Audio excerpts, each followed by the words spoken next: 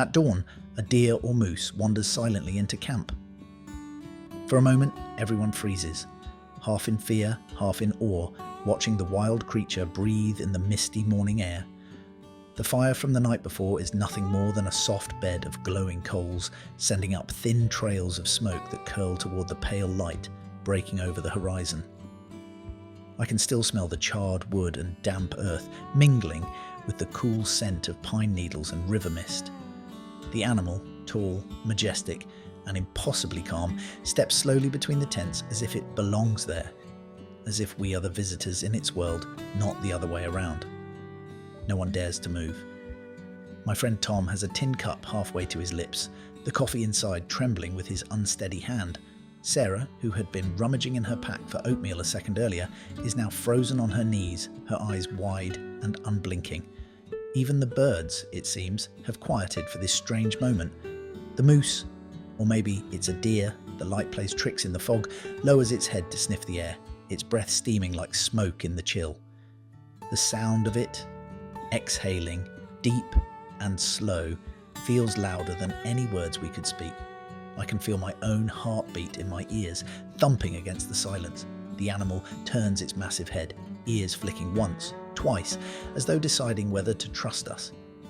Its dark eyes catch the faintest gleam of sunrise, and for a fleeting instant, I swear it looks right through me, as though measuring what kind of person I am. My throat is dry, and yet I don't want to swallow, don't want to break whatever spell we've stumbled into. We sit like statues, a ragtag group of campers, some still in sleeping bags, some with bed hair sticking out in every direction, facing this creature that seems carved out of the wild itself.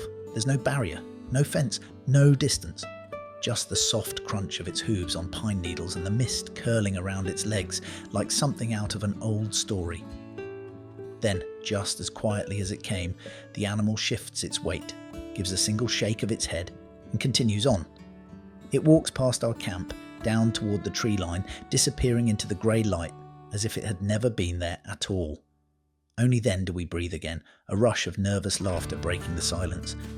And though the moment is over, something about it lingers, as if the wild had brushed against us and left a mark that won't fade.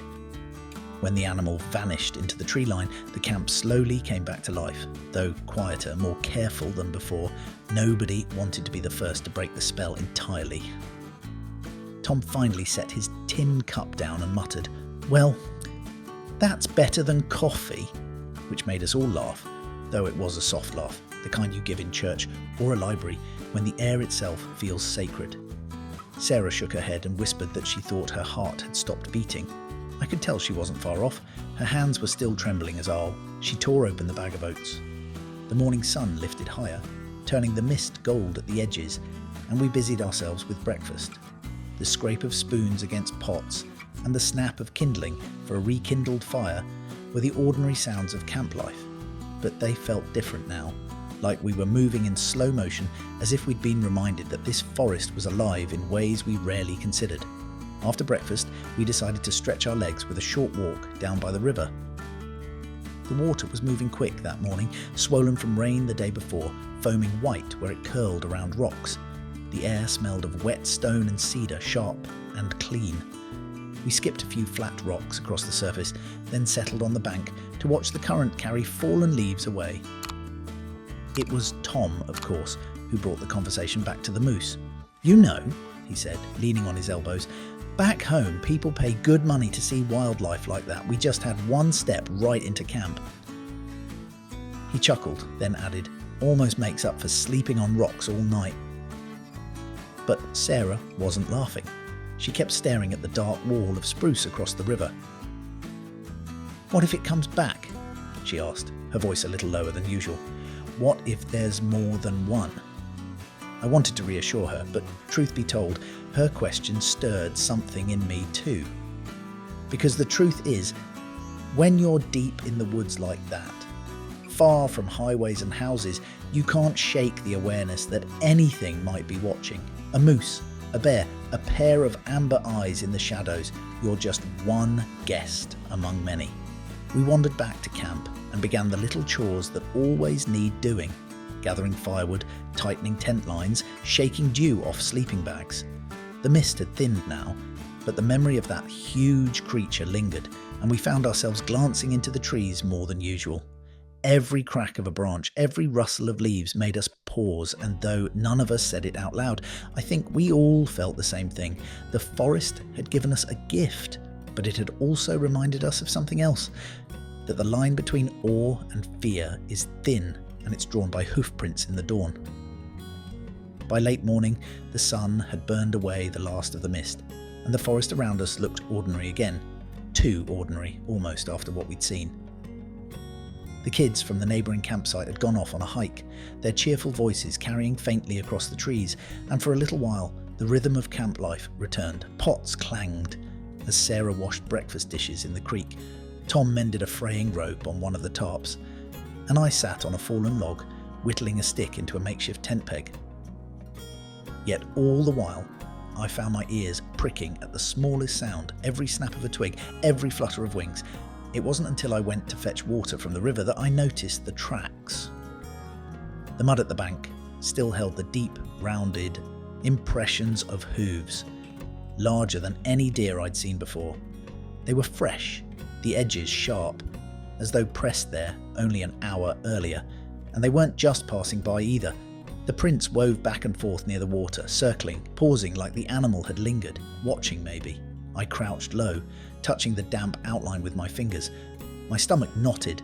The others had assumed the moose, or deer, whichever it had been, had melted back into the wilderness. But here was proof it hadn't gone far. I stood slowly, scanning the far bank. The sunlight dappled the spruce and hemlock, casting deep shadows, and for a moment I thought I saw movement. A shift of darker shape against the dark trunks. My heart skipped, but when I blinked, there was nothing. Only trees, only silence. I carried the water back, without mentioning what I'd found. No sense alarming the others, I told myself. Still, the feeling stuck with me, like a burr clinging to my sleeve. Every so often I caught Tom's eye, and I could tell he felt something too. His usual humour was quieter, more subdued, like he too was listening for something beyond our circle of tents. By the time the afternoon rolled around, the forest had gone strangely still. The birdsong that had filled the air earlier had quieted, replaced by long pockets of silence, broken only by the occasional groan of the wind through the pines. Sarah noticed it as well. "It feels different," she said softly, poking at the fire with a stick.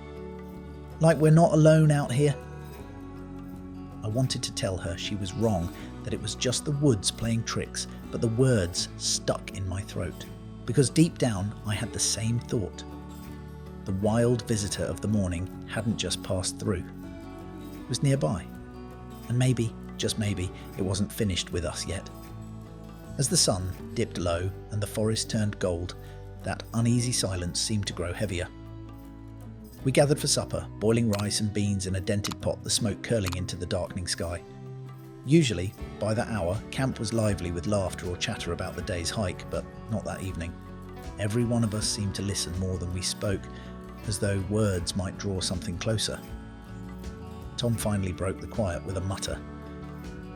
"You ever feel like you're the one being tracked?"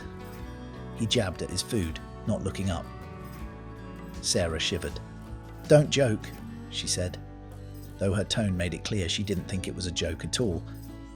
The forest had gone still again, eerily so. Even the breeze had died down, leaving the branches motionless against the sky.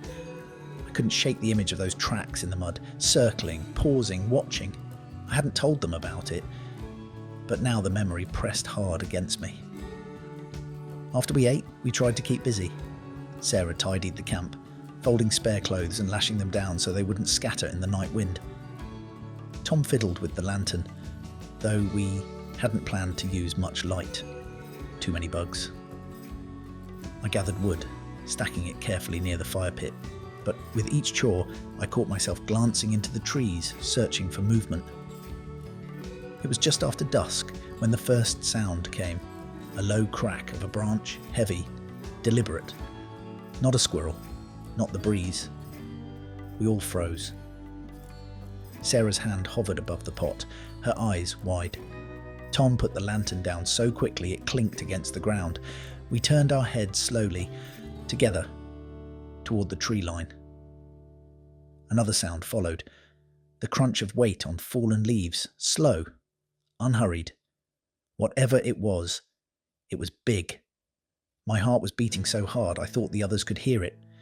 We couldn't see anything yet, just shadows, layered against deeper shadows. But I swear, I felt eyes on us, watching, measuring. Sarah whispered, "It's back." I lifted a hand, urging silence. The fire was nothing more than a low bed of coals, casting faint red light across our faces. Beyond that circle of glow, the forest was a wall of darkness. The sound came again, closer now, then stopped. For a long moment, nothing moved. Then, from the shadows, came a deep exhale, a hot, heavy breath that curled in the cool night air. It was the same sound I'd heard that morning, but now it carried something different. Less wonder, more warning. We didn't move, we didn't breathe. All of us sat still, bound by that invisible line between awe and fear, waiting to see which side of it the night would choose. The silence stretched so long, it felt like the forest itself had stopped breathing. Then, from just beyond the glow of the fire, a massive shape shifted. Antlers, or perhaps the wide shadow of them, brushed against a low-hanging branch, snapping it with a sharp crack that made Sarah gasp. Tom's hand twitched toward the lantern, but I shook my head. Better not to flood the camp with light, better not to challenge whatever stood out there. The creature lingered at the edge of sight, its breath steady and loud enough to rattle in my chest. For a few endless seconds, it felt as if we were caught in a test, whether we would panic and scatter or sit and hold our ground. My palms were slick with sweat. My muscles screamed to move, but I stayed still. We all did. The only sound was the faint hiss of the coals. Then, just as suddenly as it had come, the animal turned. Heavy hooves pressed against the leaves, one step, then another, fading into the dark. We listened, not daring to speak, until the last echo vanished. Only the chorus of crickets slowly returned, tentative at first, then full. The forest seemed to exhale again, as if the moment had passed. We sat for a while in silence, letting our nerves settle. Sarah finally whispered, "I've never been so scared of something so beautiful." Tom gave a shaky laugh, and I realised my own hands were still trembling. I stirred the coals with a stick, sending up sparks that floated and died against the night sky.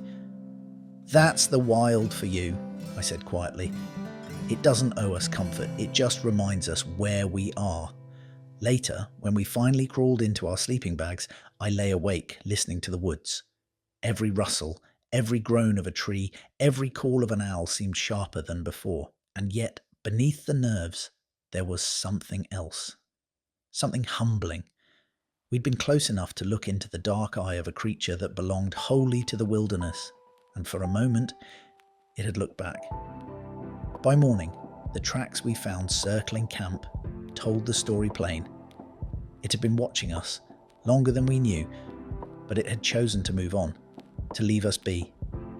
As we packed up, I felt a deep gratitude, not just for safety, but for the reminder that out there, under those tall trees and shifting skies, we are visitors. And sometimes, if we're quiet and lucky, the forest lets us glimpse its true keepers before they vanish back into the mist.